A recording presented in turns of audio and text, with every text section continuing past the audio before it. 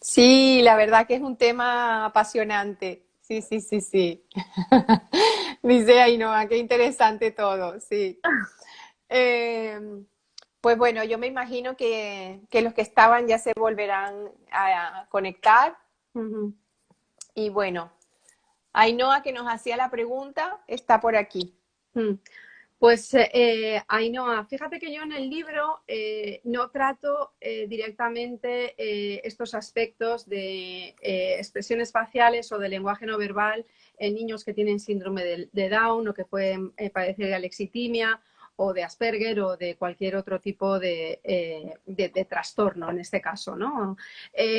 Yo me he centrado más en adolescentes base, porque es verdad que el tema que tú planteas es muy interesante, es muy complejo y hay muchas investigaciones relacionadas con este tema. Yo, si quieres, te animo a que luego me escribas y yo te puedo pasar investigaciones que se han hecho relacionadas con este campo. Pero es verdad que en el caso, por ejemplo, de niños con alexitimia, pues hay una dificultad para que aprendan a describir las emociones y Las por eso hay que emociones. empezar. Claro, tienen que empezar a trabajarlas desde muy pequeñitos y el reconocimiento emocional en niños que tienen Asperger o hiperlexia o síndrome de Williams, lesiones traumáticas del cerebro, pues también incluso niños con déficit de atención. En estos casos hay un déficit en la percepción y en la expresión emocional a través de la expresión facial y puede ser que se muestren también en menor grado. Y igual que la muestran en menor grado, también a veces les cuesta más interpretar esas expresiones emocionales Que en los los demás. otros.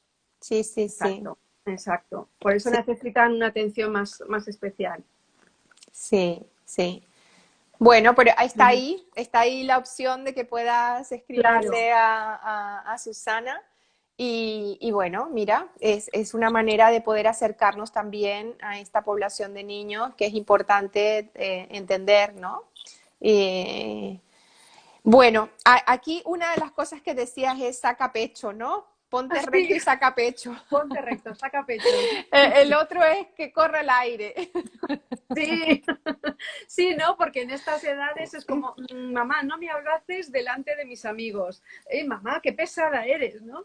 Yo creo que, fíjate, el tema de que corre al aire está muy relacionado con ese canal de comunicación que te decía que se llama áptica, que Sí, es el contacto físico, el tacto, que sí, es tan importante y no le prestamos la suficiente atención.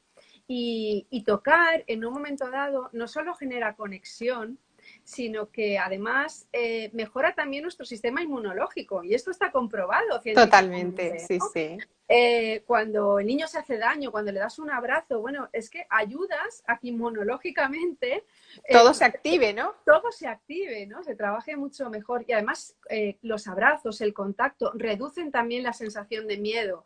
Hay otros cantidad de estudios relacionados precisamente con esto. Hay uno muy interesante en el que se sometía a unas mujeres a estudios de resonancia magnética funcional. Se les ponía delante de un estertor y ese estertor les producía mucho miedo y entonces se activaban todas esas zonas neuronales relacionadas con el miedo. Bien, pues cuando le volvían a someter a esas mujeres a ese mismo estudio, pero tenían al lado a una persona que les cogía de la mano, pues fíjate que esas zonas neuronales relacionadas con el miedo se activaban menos. Qué Fíjate, bonito, ¿no? O sea, sí, fíjate qué total. importante es tocar, abrazar. Y yo sé que muchos dirán, sí, bueno, en estas edades el mío no se deja tocar, no se deja abrazar. Bueno, es verdad, quizás se deja abrazar menos porque busca más esos abrazos con sus iguales. Y lo Sí, vemos, yo lo veo constantemente. Ahora con la pandemia, imposible, ¿no? Entonces, necesitamos, estamos sedientos de abrazos. Y ya que los adolescentes no pueden hacerlo ahora con sus amigos por los temas de la distancia social, vamos a trabajar esto desde casa, ¿no? Yo soy la sí. primera que a veces voy por casa diciendo, necesito abrazos, necesito abrazos. Claro, Como vale, claro, es la forma como conectar con ellos, porque claro, no ser, porque a lo mejor ellos lo que temen es la invasión. O sea, si yo me claro, recuerdo como adolescente y venga, venga que te voy a dar un abrazo, es más de la necesidad del otro que la propia. claro, Entonces, si tú, por ejemplo, esta estrategia que utilizas, que me parece genial, ¿no? Decir, necesito abrazos, eh, claro. por ejemplo, ellos van a moverse, a lo mejor, bueno, vamos a abrazar a mamá. Y yo te digo Claro, sinceramente, aunque sean 6 segundos, Susana, que también algún estudio creo que lo leí, que hablaba de que 6 segundos abrazaditos y estamos hablando de 6 segundos que pasan volando, que no es para nada. generar toda esa tormenta, ¿no? De sensaciones de bienestar en el organismo. Efectivamente. Mira lo que dice Noah, abrazamos cuando se dejan. Y a esto vamos. Es que a veces no se dejan y se van a sentir invadidos, ¿no? Que estamos invadiendo ese espacio. Pero claro, si conseguimos darle la vuelta y hablamos desde nuestra necesidad, en este caso, y poniéndole un poquito de humor, ¿no? Que yo creo que Claro. siempre viene muy bien introducir el sentido del humor, ¿no? Cuando yo hablo desde mi necesidad y digo, salgo de la habitación, del estudio y digo, chicas, necesito abrazos, ¿quién me abraza? Necesito abrazos. Y dicen, ya está aquí la pesada de mi madre. Pero al final vienen y te dan un abrazo. Bueno, pues ya has conseguido ese abrazo, ya has conseguido esa conexión, déjate abrazar y ahí aprovecha, ¿no? Y Sí. luego les das las gracias, por supuesto, ¿no? Pero bueno, ya hemos creado ahí un tipo de conexión que viene Y, muy bien. y un vínculo Claro. importante. Fíjate, mira, el otro día hablábamos también de que ellos, una de las formas de emitir una queja, ¿no? O indirecta es a través de la ironía, ¿no? Y la ironía está muy cargada de lenguaje, ¿m? De Claro, comunicación no no verbal. verbal. Mucho, mucho. Entonces, esto es importantísimo tenerlo en cuenta, ver esa ironía y qué emoción está detrás de esta ironía, ¿no? Plasmada en el rostro, ¿no? Claro. Es que yo creo que eso es lo fundamental. No nos tenemos que quedar simplemente con, ay, he detectado enfado o detecto nerviosismo o detecto ironía, sino qué hay detrás de eso. Como te decía al principio, tenemos que aprender a tirar del hilo y no quedarnos en la superficie, porque lo importante es lo que hay siempre debajo, ¿no? Y a Claro, esto es a lo que tenemos que llegar. Claro que sí. exacto. Mírame cuando te hablo. Sí, porque este es otro capítulo, ¿no? Que es Sí, el canal de comunicación que nosotros denominamos oculesia o oculésica, ¿no? Parece sí. que ellos miran para todos los lados, tú le estás hablando y bueno, ya pueden estar contando todas las moscas que hay en la habitación, ¿no? Y qué importante es que, pues, crear ese contacto visual con la persona que tienes enfrente. Y esto es otra cosa que hay que trabajar desde bien pequeñitos, ¿no? Y yo se lo digo Totalmente. mucho también a mis hijas, oye, te está hablando no sé quién, mírale a los ojos. Y a veces ellos no son conscientes, no, mamá, pero si yo le estoy escuchando, ya, pero ¿qué imagen estás proyectando? Es importante que mires a los ojos de la otra persona porque así le estás mostrando que realmente estás interesado por lo que te están transmitiendo, ¿no? Entonces es yo creo que es fundamental, ¿no? Que esto también lo tengan en cuenta. Y son pequeñas píldoras que también nosotros como adultos tenemos que transmitirles, igual que la de ponte recto, ¿no? Saca pecho, Sí. ¿no? No solo es una cuestión física, es una cuestión también de proyección, ¿no? Que estás transmitiendo a través de ese lenguaje no verbal a los demás, a los que tienes enfrente. Y en este caso, con la mirada. Claro, Y los demás no van leyendo, es decir, ellos no hacen las cosas, ellos no van expresando las cosas o callándose o haciendo gestos de forma consciente, no, no, no todo el tiempo están en esto los adolescentes, ellos claro, hacen y sencillamente hacen lo que les sale. Yo voy haciéndote lo del capítulo porque, claro, son como pequeños tips para que sí, puedan ver la importancia que tiene el libro para esto, ¿no? Esto me hace recordar un taller que hice hace mucho tiempo que se llamaba justamente así, contacto, contacto, ¿no? sí. Esto es lo que estábamos hablando, ¿no? De la importancia, del arte de tocar, De ¿no? tocar. Y de acariciar, y esos besos y esos abrazos terapéuticos de los que estábamos hablando hace un momento. Sí. Menudas pintas, ¿no? Porque la ropa también dice. Claro, la ropa dice mucho, proyecta una determinada imagen y además como padres y como educadores también tenemos que estar muy pendientes de esa ropa porque igual ha habido un cambio de repente en su estilo de vestir, ¿no? Y eso también está respondiendo a su evolución como Claro. persona, ¿no? ¿Qué gustos tiene? A través de esa ropa nos la está comunicando también. Y después hay otros estudios muy interesantes que nos habla precisamente de cómo determinada ropa que nos podemos colocar nos puede empoderar en un momento dado. Seguro que tú tienes a lo mejor esa camisa o esos tacones que te los pones y te sientes como, guau, ¿no? Pues Divina, ¿no? divina, pues con los adolescentes pasa lo mismo, ¿no? Entonces, tenemos también que trabajar muy bien ese campo porque a lo mejor la manera que están vistiendo no nos termina de gustar, pero también tenemos que respetar un poco sus gustos dentro de, bueno, dentro de las normas, dentro de lo que ya hemos establecido en casa, pero también hay que dejarles su libertad porque ellos tienen que ir experimentando y tienen que ir descubriendo un poco y formando toda su persona. Y eso pasa también por esa apariencia y por esa ropa que deciden llevar puesta o ese piercing que en un momento dado Sí. se van a querer hacer, ¿no? Sí, O el ay, pintalabios que ay, dices, no, no, ¿no? Anís, el pintalabios, sí, sí, sí, Claro, sí, claro. total, total. Sí, pintalabios, porque llega un momento en esa adolescencia en la que ya empiezan a explorar pues, el sexo opuesto o quieren sentirse pues que pueden atraer más a determinada persona y eso forma parte de la evolución, por supuesto, ¿no? Yo siempre digo con todo esto y además está muy relacionado con el tema de las habitaciones, que sabemos que tenemos un hijo que ha llegado a la adolescencia porque de Sí. repente encontramos de la noche a la mañana un cartel que pone en la puerta aquello de no molestar, ¿no? Y dices, madre mía, ¿qué estará pasando ahí detrás, no? Pues ahí detrás está esa ropa que se está probando, esos labios que se está pintando, esa música que está escuchando y muchísimas cosas más, claro. Es que están en plena exploración. Es una exploración y entonces, claro, cómo nosotros también entramos allí sin ser demasiado, o sea, sabiendo que nosotros formamos parte de esa jerarquía importante, que somos ese freno, pero Mm, cómo ser lo menos invasivos en esa exploración que están haciendo, es más bien un acompañamiento, ¿no? efectivamente, sí. ¿Mm? Mira, Patri pregunta si Sí, consideramos que hay que dejarles que se vistan como quieran. Bueno, esta pregunta, Patri, pues yo intento ponerme en modo ahora mamá de mis como mamá, adolescentes, ¿no? exacto, eso te iba a Porque decir. es verdad que la teoría es muy fácil y luego en la práctica, el día a día, bueno, pues a veces no resulta tan sencillo, ¿no? Sí, Yo creo que ahí se trata de buscar un poco el 50-50. Es decir, oye, si se visten de una manera que a ti no te termina de gustar, pero tampoco te parece escandalosa, pues bueno. Que se visten de una manera completamente distinta a la que tú quieres, bueno, pues si no hacen daño a nadie o si no están transgrediendo ninguna norma social, bueno, pues ¿por qué no? ¿No? Entonces, yo creo que ahí hay que hablar mucho. Mira, a mis hijas, por ejemplo, les encantaría llevar los pantalones absolutamente rotos por todas partes. Pues yo me niego. Entonces les digo, mira, la rotura llega hasta un determinado nivel. Los puedes llevar rotos, vale, pero hasta aquí.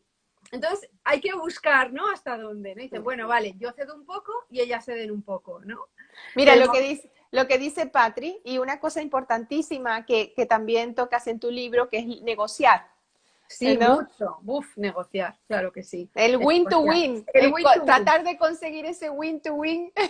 Claro, pero es que, bueno, es todo un arte, es todo un arte, pero ese win to win está fenomenal, ¿no? Porque todos ganamos y al final es eso, es de que ninguno se sienta minusvalorado, menospreciado, que no tengamos en cuenta sus gustos, porque muchas veces cuando optamos por el no, ya estamos creando primero un rechazo por su parte y luego ellos se van a sentir muy incomprendidos. Y ahí Claro. enseguida estamos estableciendo una barrera y luego es muy difícil de romper esa barrera.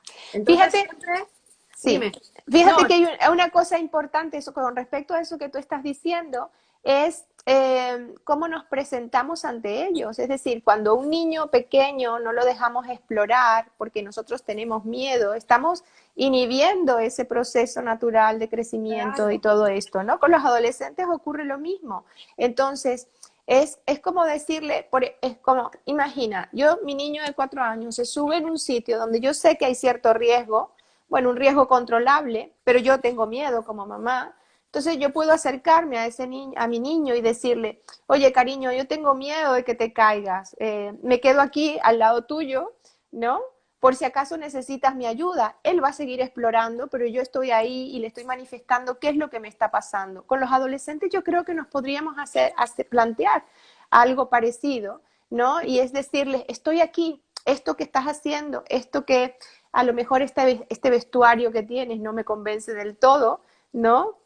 y les doy mi argumento y ellos tengan la facilidad, la posibilidad, perdón, de poder decirnos por qué se visten así Claro, o para qué se visten así, ¿no? claro. Es que eso es fundamental. Es decir, mira, a mí esto no me termina de gustar por esto, por esto, por esto. Entiendo que a ti, que tú opines de otra manera. Eso está fenomenal, siempre desde nuestra necesidad, pero siempre sin recriminarles nada, ¿no? Y sin imponerles nada. Entonces, cuando hablamos de lo que yo necesito o cómo yo me siento, es mucho más fácil, ¿no? Al final lo que Claro. hacemos es ampliar mapa y mejorar nuestra comunicación también a todos los niveles, ¿no? Y no sé si te pasa que también con muchos padres hay que tener cuidado, es diferenciar a la persona de la conducta. Es decir, Claro. señalar, yo te puedo decir lo que yo pienso de esto, ¿no? Pero no señalarte a ti. No es que tú eres un vago, por No, por ejemplo. supuesto, claro. No es que tú eres un tal porque te vistes así, no, o sea, lo que tú estás haciendo de vestirte de esta forma, a mí me parece que puede tener un impacto en, ¿no? Sin embargo, yo creo que hay mucho todavía que trabajar en este aspecto, ¿no? Sí. Y luego también tenemos que saber cuándo es el mejor momento para plantear esto, porque no les puedes estar sermoneando, aunque sea desde tu necesidad, te van a decir, bueno, mamá, ya estás otra vez dándome, como decimos vulgarmente, la chapa, ¿no? Sí. No, no es eso, ¿no? Pero a lo mejor en determinados momentos, yo me he acordado del pantalón vaquero porque fui con mi hija el otro día a comprarse un pantalón vaquero y surgió precisamente este tema, ¿no? Bueno, pues ahí sí, mira, a mí me parece que esto yo lo veo tal. ¿Cómo llegamos a un acuerdo? Ni mucho ni poco, pues vale, pues ¿no? Entonces, bueno, también eso es importante tenerlo en cuenta, ¿no? El Claro. momento, no podemos estar todo el día contándoles lo que nosotros necesitamos, porque tampoco es eso, claro. Tampoco es eso. Tienen que aprender a observar y a desarrollarse y a explorar, como tú dices. Sí, y a diferenciarse, ¿no? ¿No? Que Claro, no tienen por qué ser iguales a nosotros. claro. Sí. Además, en estas edades, ellos buscan, por una parte, diferenciarse del núcleo familiar, pero mimetizarse con su tribu. Sí, Y al final, si su tribu va con esos pantalones rotos y con esa gorra más grande que su cabeza, ellos necesitan formar parte de ese grupo, porque somos total. seres sociales y en esta época ellos crecen precisamente desde ahí, desde ese grupo en el que se sienten protegidos, en los que se sienten que hacen piña, en los que todos comparten las mismas inquietudes. Por eso hasta su manera de vestir es también muy similar. Así que si llevan gorras grandes, posiblemente sus amigos también estarán llevando También. gorras grandes, ¿no? Sí, sí. Dice ahí, no, hay que contar también con la aceptación del grupo de pertenencia, sí. Exacto. Y la rigidez, y Patri dice, la rigidez en la crianza acaba pasando factura, totalmente. Mucho, mucho. Fíjate Sí. que este tema de la rigidez en la adolescencia acaba pasando factura. Me viene muy bien para enlazaros con el tema de la detección del engaño. Ajá.